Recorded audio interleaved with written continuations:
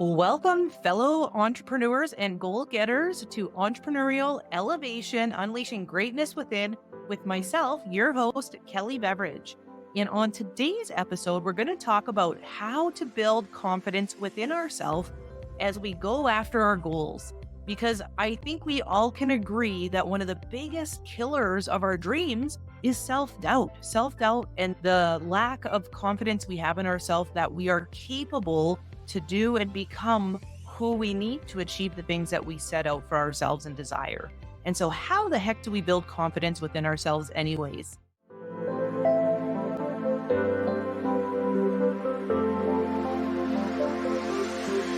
Okay, so how do we build confidence as we set a goal and start working towards it such that we keep the pace, we stay steady and resilient with what we're doing, and we start to believe that we can become the person necessary to achieve our desired result. And most importantly, we don't quit along the way because we lack that belief in ourselves and that confidence in ourselves that we can be, do, and have whatever it is that we want for our business and for ourselves. And so there's a few things that I believe, obviously there's quite a few things, yet what I want to chat about today is number one is to make a decision. And this is really important. I think a lot of the reasons why people don't move their life forward is because they simply haven't decided, what do you want? It's sometimes easy and a bit of a trap to fall into the land of indecision. And that at place is exhausting. I don't know if any of you can relate, or you've been in a space where you just are deciding on what direction to go in your life for whatever reason. It's just really exhausting and it keeps us stuck. And so have the courage to make a decision. It might not be the right one, yet you don't know until you make it and then you get into action. So make a decision and get into action on whatever you've decided. Now, the second part of this, once you've made a decision, is being willing to be in what I like to call the investment stage, where you're leaning into developing the skills through repetition. And this is one of the major ways to build your confidence, is to take what you're learning and apply it and develop the skill and be in the doing and the activity of what's going to get you the result over and over again, so that as you do this, practice makes improvement. Your confidence in your abilities starts to grow because you get better at what you're doing and you start to see results. And so this is a really important piece that a lot of people understand and they dabble in, yet they like to skip over because of this instant gratification that drives us sometimes. So when you're developing skills, I like to think of it like the 10,000 hour rule to mastery. Malcolm Gladwell wrote a book called The Tipping Point that talks about this. And it's being willing to stay in your skill development for quite some time and have that delayed gratification. And through the repetition and through the habit building, you're going to eventually create enough momentum that the tipping point happens and the floodgates open and everything you desire starts coming at you. And you have to be willing to put in the time, effort, and energy through the repetition to develop that skill. So that's one thing. When we talk about skill development, what are some of the things you want to be focused on? So if we're speaking about business, which is a huge part of what this podcast is about, is being an entrepreneur, I would say this would be where you focus on a couple things. One being income producing activities, and another being your mindset and developing a growth mindset. So what are some income producing activities? These could be things like inviting, right? Inviting to conversations with you, or inviting to where people can learn about your product or service that you have to offer. And that's a massive skill to be developed that most people avoid because it's where a lot of fear is.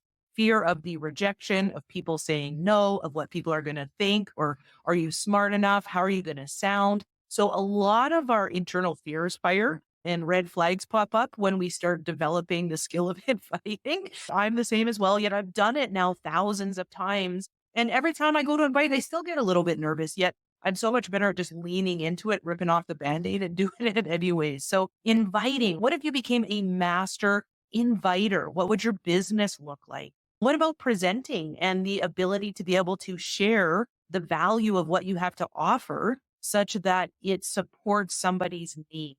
Becoming a great presenter, following up with people, right? We say the fortune is in the follow up. It takes 5 to 7 exposures usually before people make a decision. And a lot of times people lose out on the sale because they don't have the courage and the confidence in themselves to follow up with somebody until they get a yes. Asking for the sale. Sometimes people do everything right and then they just don't ask for the sale, or one layer deeper, ask for what you're worth. That takes a lot of confidence to be able to truly ask for what you're worth when it comes to the pricing of your product or service and then asking for the sale. Yet the only way to get good at this, everybody, is to do it. You cannot work around that or go over it or under it. You got to go through it. And it's simply just to start and then to just get better as you go, right? You have to be willing to go through the suck, not be good at it in the beginning, maybe burn a few bridges, right? Make a few calls and be like, oh my gosh, and then just get better as you go. Okay. Some other things that you want to lean into around your investment within yourself and skills is with your mindset. This is also a conscious practice. So, what are you filling your mindset with? Are you solution oriented because of what you're reading and what you're listening to? Who are you listening to? So, what are you doing on a daily basis such that your mindset and your growth mindset is expanding? Okay. And you start to build your confidence in yourself that way as well. So, those are a few things. So, number one, make a decision, get into action around the repetition of skill development and watch your confidence blossom. Number two, attach an emotion to whatever it is that you are focused on. What is your goal and why do you want it? Okay. This is so important that you don't only think about what you want, yet you can feel it, right? You can feel it. This is a law of attraction, isn't just what we think about comes about. It's about what we feel we attract to us faster. Okay. That vibration of really being connected to why you're doing the things you're doing to get what you want. A real simple exercise to figure this out, because sometimes people don't know what their why is, or they do, yet it's a little superficial. It doesn't quite make them get all bubbly inside or bring a tear to your eye. Not that it has to, yet that's the kind of emotion you want is when you're thinking about your goal and you're feeling into your goal, it's wow. Can you imagine? And so ask yourself what your goal is and why you want it, and just write it down, the first thing that comes to mind. And then just keep asking yourself why. Why? Write that down. Why do you want that? Write that down. Why do you want that? Write what comes to mind. Why do you want that? And ask yourself why about 10 times. And through that process, trust me, it's like peeling back the layers of the onion. You're gonna discover, you're gonna land on it, and you'll know because you'll get this feeling inside. Oof. Yeah, that's it right there. So attach an emotion. As you do that, you're going to build your confidence as well, because you're going to be connected through not only your thinking, yet your feeling around your goals and what you're doing. Number three is tell people, be vocal and speak your goal into existence. This is really important because I believe that how beliefs are created is by what we tell ourselves and others over and over again.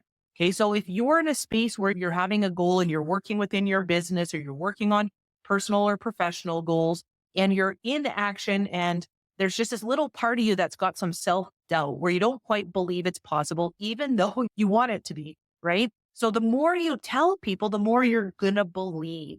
And this takes a lot of courage as well, putting yourself out there, because what it also does is it puts your credibility on the line. So I don't know about you, yet I'm more inclined to take action and do what I say I'm going to do if people are watching. It's just human nature, right? If I'm working on my goals behind closed doors and nobody even knows what my goals are, it's easier for me to self-sabotage, not keep my word to myself, not follow through. And that brings my confidence down. So when we tell people what our goals are, it helps us be accountable, right, to ourselves and other people. Our credibility is on the line, and we're more inclined to do the things that we say we're going to do. And when we keep our word to ourselves and other people, naturally our confidence keeps going incrementally up. Now, that being said, I would be aware of who you're sharing your goals with, right? There's some people in my life, God bless them, I love them, they're close to me, yet I don't tell them my goals in the beginning, because they're those dream stealers, right? Where their fears get in the way and what they say to me and their reactions necessarily aren't uplifting. So I tell the people, what I like to say, the right people, which are the ones who are going to see me in my greatness, tell me I can do it. That's an amazing goal. What kind of support do you need? and that are going to see me achieving it before I even do. And I tell those people in my life while I'm working on building my confidence until it's rock solid. Then I'll let everybody in right on what I'm up to so that my confidence is unshakable. Okay. So tell people. Another thing is to control your environment. The truth is, willpower doesn't work. An easy example of this is if you have a health goal and you're like, I want to get into better shape and be active, release some weight, and you got chocolate bars lying around the house. Like, why in the world would you tempt yourself like that? It's already an effort to be willing to make changes and implement new habits. So make it easy on yourself. Don't have things in your environment that are going to be a distraction. Okay. So physically control your environment. This could look like things like, I'm not going to lie, I'm on this podcast right now. This is my room for my podcast, yet I haven't quite put it all together. There's some messiness over there, right? I got a whole bunch of stuff on that table. It's still in the organization phase. And I walked in here today and went, like it brought my vibe down a little bit before I got on the call. And I had to work a little bit extra harder just to get my energy and mindset into a space to hop on here and be at my best. So why am I doing that to myself? So my goal this weekend is to clean up this office, get it so that when I walk in, I automatically feel good so that my environment is in my favor and helping me with my goals versus being a deterrent. Okay. Sometimes your environment could be who you hang out with. It could be people, possibly spending a little less time with certain people and going and searching for people who are going to raise the bar for you and create an environment that is uplifting. Okay. So control your environment. And then one of the last things is I like to say, stack your wins, stack your small wins. What have you done even in a day that could be a small, considered in your mind, because it's all relative, right? A smaller win. Yet when you start to acknowledge your wins, something within you happens where it absolutely builds your confidence. So did you get up when your alarm went off? Did you make a phone call today for your business? Did you tackle some of your to-do list? And most people will say, I did, yet not all of it, automatically going to the negative. That's not what we're talking about. We're talking about looking at what you did do. So I always like to say to people that I'm coaching when we start calls, because I want to start the call on a higher vibration and train people how to focus on what they are doing that's working and what the wins are, because naturally we tend to look at what we didn't do and haven't done yet. Okay, it's never enough. So I like to say to people, what are your wins over the last few days? What are some things that are going well for you? And by the way, what did you do personally that worked such that you got those wins? How were you being? What did you do different? So you start to self-analyze and can acknowledge yourself and celebrate yourself and keep doing the things that are working. Okay. And then the second piece of that is to look at what can also improve. No, what did you do good and what did you do bad? Be careful of your language. It's just a neutral. Hey, what are some wins? What's working? Acknowledge yourself for those first. And then what can improve so that you can take a look and make small tweaks the next day and start to achieve more of what you want into your life and have your confidence build. So those are some things, everybody. I hope that helps. So how do you build your confidence? So one, make a decision, get into action. Be willing to invest in yourself and your skills through repetition. Attach an emotion as to why you're doing what you're doing. Tell people so that you can build your belief and get the right kind of support in your life. And then celebrate your wins and what's working and just acknowledge what can improve. And when you do those things, I believe your confidence will improve and you will start to see greater results in your life as you start to believe in yourself and know that you can and you will do what you set out to achieve. And you got this, everybody.